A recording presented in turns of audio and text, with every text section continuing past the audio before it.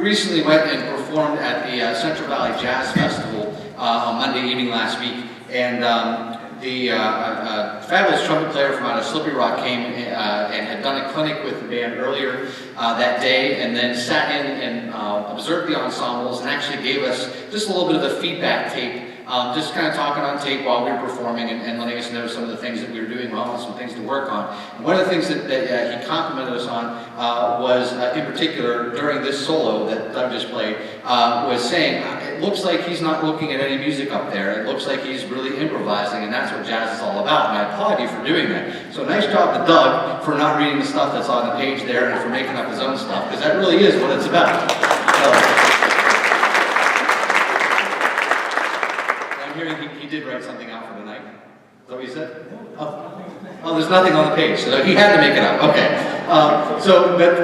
And we've actually been doing some work with that in a new club that we started this year called Lead Sheets, where we just kind of sit down and we pull out some jazz charts and just play as a group as much as we can. And it's just a matter of starting to learn a little bit about the structure of jazz music and really learning how to improvise. We talked about how a great solo that we hear on a great recording is really only 1% magic and 99% preparation. It's just pulling stuff out of a bag and making it magic. So nice job. And you're going to hear a couple of great improvised solos this evening from our students.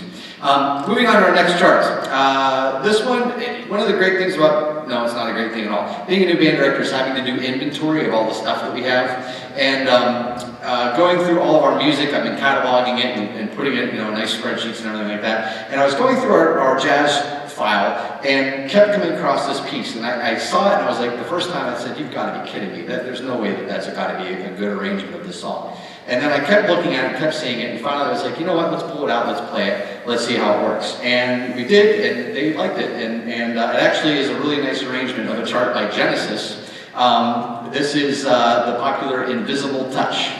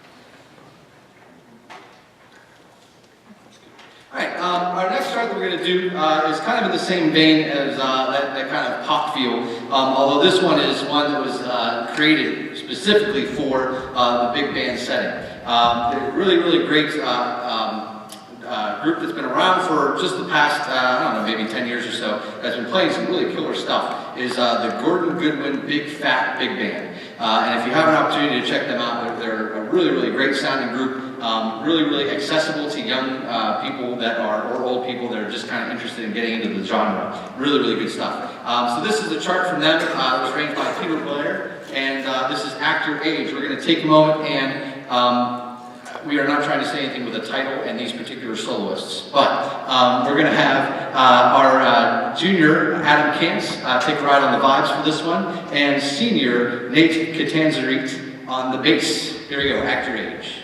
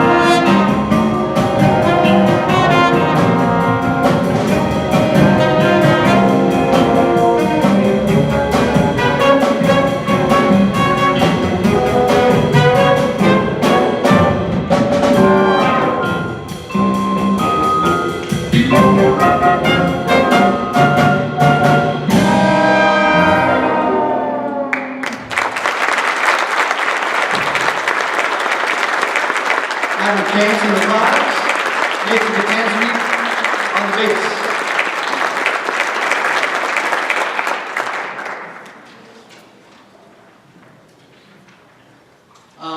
For our last start this evening, we're going to play one that is pretty well known. Many people may not know it as Sweet Georgia Brown. More people might know it as the Harlem Globetrotters theme song. But this is kind of one of those jazz standards. It's one of those pieces that we just hear quite often within this realm. I want to take a moment to, before we get to our last chart, however, to recognize our senior members of the jazz ensemble. Starting up here in the saxophone section, Mr. Dalton Niven.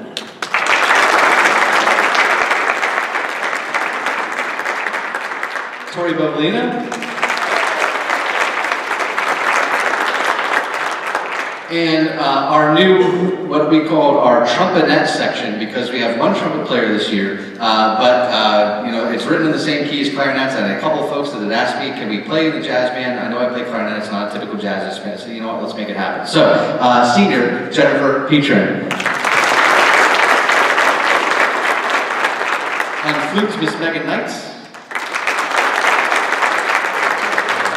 Trombone, Mr. Richie Brown.